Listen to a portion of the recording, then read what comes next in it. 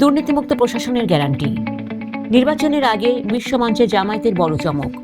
আসসালামু আলাইকুম। 12 ফেব্রুয়ারি নির্বাচনকে সামনে রেখে বাংলাদেশের রাজনৈতিক আকাশে এখন পরিবর্তনের হাওয়া। তবে জামায়াত ইসলামী কেবল ক্ষমতার পরিবর্তন নয়, বরং রাষ্ট্রের মৌলিক পরিবর্তনের রূপরেখা নিয়ে হাজির হয়েছে। আজ সকালে ঢাকার ইন্টারকন্টিনেন্টাল আয়োজিত পলিসি সামিট 2026-এ জামায়াত আমির ডাক্তার শফিকুর রহমান এক তাৎপর্যপূর্ণ ভাষণ দেন। দেশি বিদেশি কূটনীতিক, শিক্ষাবিদ এবং ব্যবসায়ী নেতাদের উপস্থিতিতে তিনি জানিয়েছেন, দেশ রক্ষা নয়, বরং এখনকার প্রধান চ্যালেঞ্জ হল স্থিতিশীলতা নিশ্চিত করা। কেমন সেই আগামীর বাংলাদেশ? বিস্তারিত থাকছে প্রতিবেদনে। ডাক্তার শফিকুর রহমান তার বক্তব্যের শুরুতেই স্মরণ করেন 2024 সালের জুলাই বিপ্লবের বীর শহীদদের। তিনি বলেন, গত 17 বছরের কর্তৃত্ববাদী শাসনে গণতান্ত্রিক প্রতিষ্ঠানগুলো ধ্বংস হয়ে গিয়েছিল।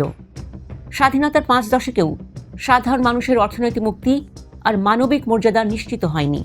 জুলাইয়ের গণ অভ্যুত্থানকে তিনি একটি অন্ধকার অধ্যায়ের অবসান হিসেবে অভিহিত করে বলেন, এখন আমরা এক সন্ধিক্ষণে দাঁড়িয়ে আছি। ইনসাফ ভিত্তিক রাষ্ট্র গঠনই এখন সময়ের দাবি। সামিটে ডাক্তার শফিকুর রহমান দেশের অর্থনীতি নিয়ে এক গভীর বিশ্লেষণ তুলে ধরেন। তিনি বলেন, প্রবৃদ্ধির চেয়ে বড় বিষয় হল মানুষের জীবনের নিরাপত্তা এবং মানসম্মত কর্মসংস্থান। শিক্ষিত তরুণরা আজ দিশেহারা, নারীরা প্রতিবন্ধকতার মুখে। তিনি প্রবাসী শ্রমিকদের রেমিটেন্সকে কেবল টাকা নয়, বরং বৈশ্বিক অভিজ্ঞতার উৎস হিসাবে দেখার আহ্বান জানান। তার স্পষ্ট বার্তা, নারীদের পূর্ণ অংশগ্রহণ ছাড়া টেকসই উন্নয়ন অসম্ভব। এটি কেবল ন্যায়ের প্রশ্ন নয়, বরং অর্থনৈতিক প্রয়োজন। সুশাসনের প্রসঙ্গে জামায়াত আমির এক সাহসী দাবি করেন।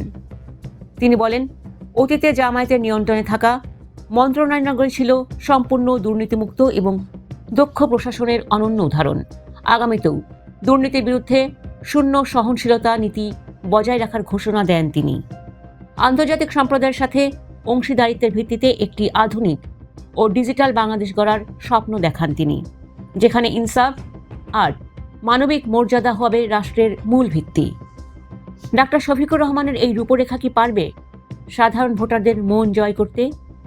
কূটনীতিকদের সামনে তুলে ধরা এই রোডম্যাপ কি পাল্টে দেবে বাংলাদেশের রাজনীতির হিসাব?